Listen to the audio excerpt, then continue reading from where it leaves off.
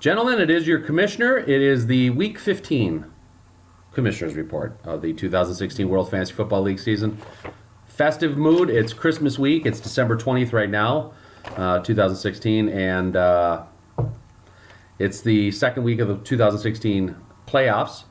It's the last week, though, for 4 teams, and we're going to start right out with those in the 9th place game. We had Bloody Helmets at Groves 4B, and I swear it looked like neither one of these teams wanted to win their game. You had the lowest point total for the week in Groves 4B with 31, and the 4th lowest, Bloody Helmets, with 48. So right there, if you can figure that one out, Bloody Helmets obviously beat Groves 4B. Bloody Helmets taking 9th place overall. Groves 4B finishing in 10th. Now that 10th place finish, it's probably going to garner you some Bucky votes. I will readily admit that. But is it enough, though, to give Mike Sherry the 3rd year in a row the Bucky Award? I mean, you can see here, we got Mike Sherry, and then down here, Mike Sherry for 2014 and 2015. Whose name's going to be on for 2016? I turned them around not just to show names, but my poinsettia plant needed a little bit of watering, and Bucky here is tinkling. So that's just what happens when Bucky does that. So, and let me just say, though, too, that of the 18 players playing in this game, only two, uno, dos, scored in double digits. And it was Bloody Helmets kicker Sturgis with 12 and his Patriots defense with 13. So, wow. I mean, you'd expect that for an 11th place game, but for a 9th place game, 2 players out of 18. Boop. Eric's now going to spend the offseason working on his book, What to Do When Bears Attack. I think it's a biography. I'm not sure. And Mike's going to spend the offseason continuing to work on his pine cone art. So if you're in town at Ashland, Wisconsin, please look up Mike. He's in some of the finer craft stores around. I believe it's Mike Sherry Pine Cone Art. So MSPCA, I think, is what it is. So fabulous stuff. I have a lot of it myself here. I'm a collector. I'm not just a fan. I'm a collector. Big bucks. Let's get to the 11th place game. The 11th place game, really, quite honestly, I mean, it is the toilet bowl.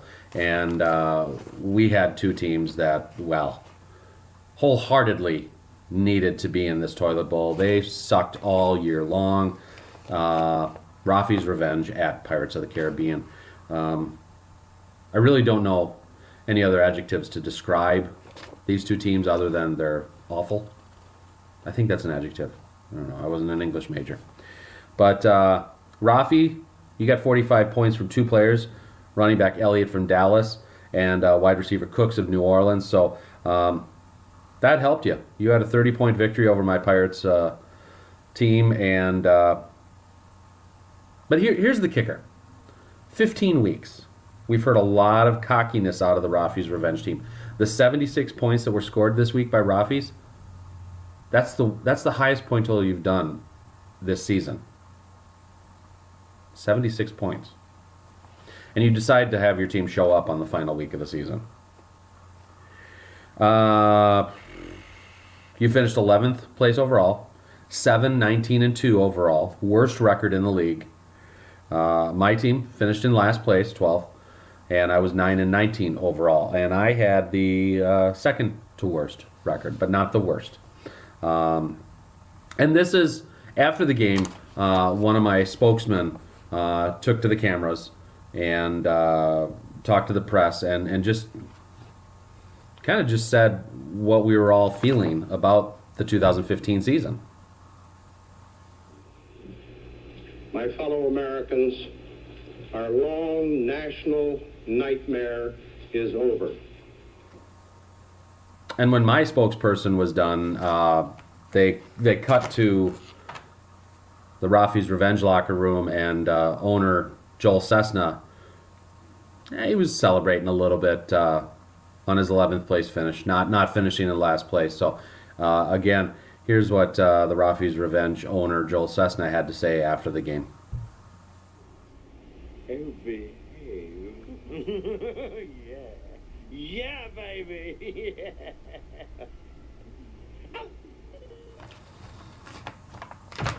Go figure. Anyways, let's get to the McCartney Division Championship, shall we? And the right for one of these two teams to be advancing to the Fantasy Football League Bowl 23, and the right to play for the Green Jacket and Sergeant Pepper's Cup. We had Pete Top, Kevin Bottom, or as I like to call him, Pete Top, Matt Bottom, taking on the practice squad, high-flying team, best record in the league, my pick to win it all. It's a battle of two new owners. Both of these guys are rookie owners in the league, with Matt and Cooper, and it looked close going into Monday night. Practice squad, though, pulled it out on Monday night, thanks a lot in part to their kicker, Gano, whatever you want to call him, tomato, of Carolina and his 14 points. Also, the practice squad, though, getting 24 points from McCoy, your running back out of Buffalo. That certainly didn't help, or that certainly helped a lot. That certainly didn't hurt, is what I should have said, either. So that helped you to the victory. But Pete Top, Matt Bottom had 37 points combined out of 3 players. Quarterback Prescott out of Dallas, your flex player Luck out of Indy, and Janikowski, your kicker out of Oakland. So those 3 combined for 37 points. Just wasn't enough, though, as the practice squad advances to their first championship bowl game in their rookie season. The final score, let me just check here, 74-56. Now, here's where it gets interesting, though. Can the practice squad and their young owner, Cooper, do what their father, what Cooper's dad has not been able to do in 15 years in the World Fantasy Football League, and that's bring home a World Fantasy Football League championship? Oh, sure, Martin's tried, but to no success. So Cooper, in his first year, can he bring it home to the Lundell House? Championship parade in Hibbing, ticker tape off the high buildings in Hibbing. I think a few of those buildings are above 3 stories. We shall see. So I guess, congratulations, though, to the practice squad for winning the McCartney Division Championship, and good luck next week.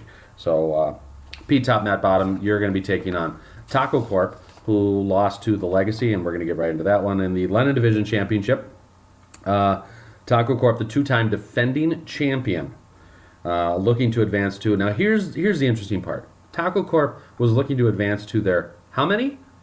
5th straight championship bowl game. 5 straight times, potentially. Now, they didn't do it, obviously, because I said that they lost. But still, that's a hell of an accomplishment. So they had won the last 2 prior to those 2 championships. They had lost those 2. So, I mean, still, that's pretty incredible. The Legacy hoping to advance to the big game for the first time since 2013, when they won it all over a Steve Rudolph-owned team.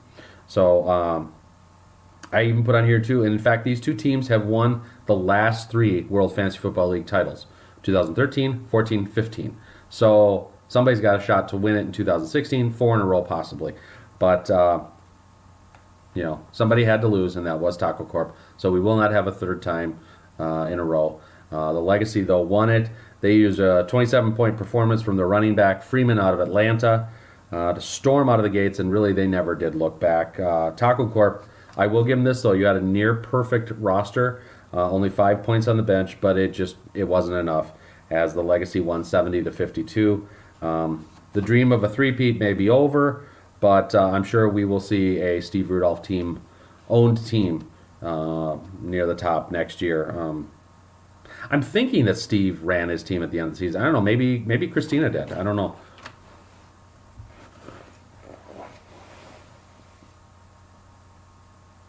It's my big hug for Christina. Oh, Steve's feeling let out.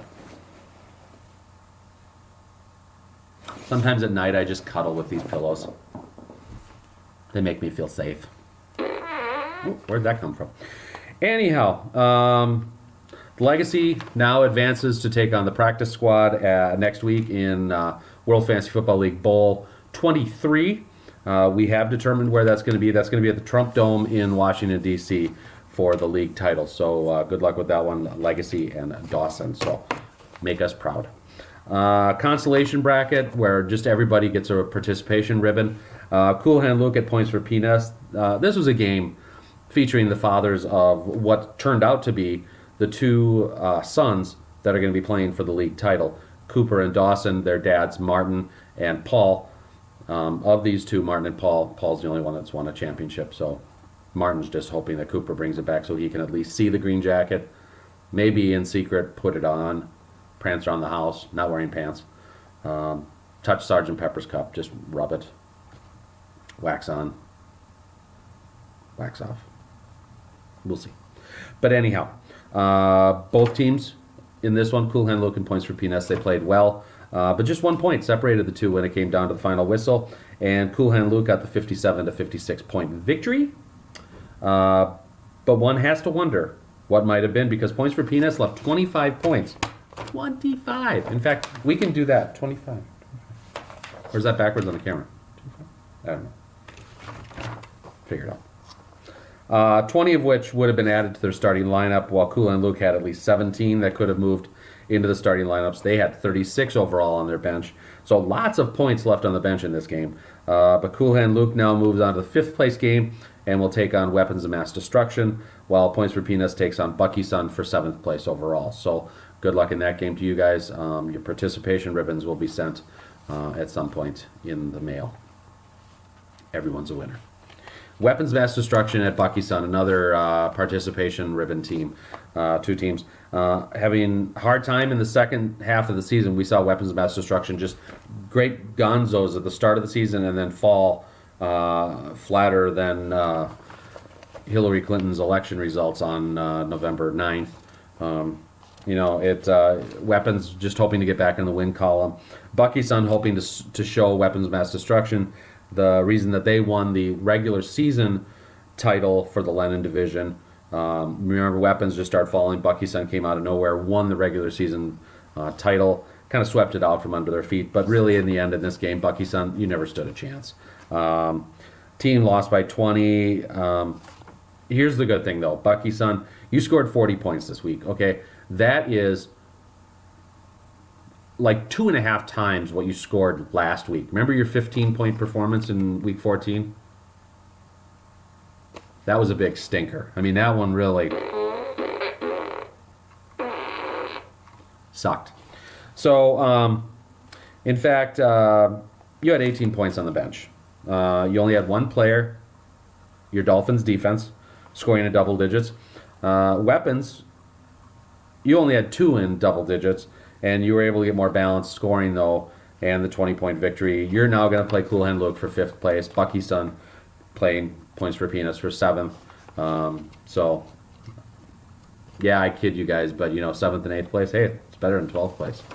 Actually, everything's better than 12th place. Yeah. Did I mention my team sucked this year? I'm just glad my spokesman, Gerald Ford, said what he did after the game, because I was too choked up. Games for Week 16. Here we go, okay? I'll reiterate it. The World Fantasy Football League Bowl 23. Legacy at Practice Squad at Trump Dome in Washington, D.C. Huge matchup. 3rd place game, we got Taco Corp playing at P-Top Matt Bottom. 5th place game, we got Cool Luke at Weapons. And 7th place game, Points for Peanuts at Bucky Sun. Final standings, we only have 4 of them because those bottom 4 teams are done for the year. So don't worry about putting in a roster, guys. 9th place overall, Bloody Helmets. Congratulations. Groves 4B, 10th place. Rafi's Revenge, 11th place. And last but not least, 12th place, my team. Let's get another one of those. Yeah. Anyhow, gentlemen, Week 16, the final week of the Fantasy Football League season. We have games on Thursday, Saturday, Christmas Eve, Sunday, Christmas Day, and Monday the 26th, Boxing Day. Some people will say Kwanzaa. I say Boxing Day. So we got 4 days of games this week. So set your rosters, okay? Get it figured out. This is the last week of the 2016 World Fantasy Football League season coming up. Week 16, championship week. So I hope you all have a blessed and happy holiday season. Hanukkah starts on Saturday. So happy Hanukkah, Merry Christmas, Happy Festivus, Happy Boxing Day, Happy Kwanzaa, Happy whatever else you want to celebrate. I don't know. From the Commissioner's Office, gentlemen, see ya.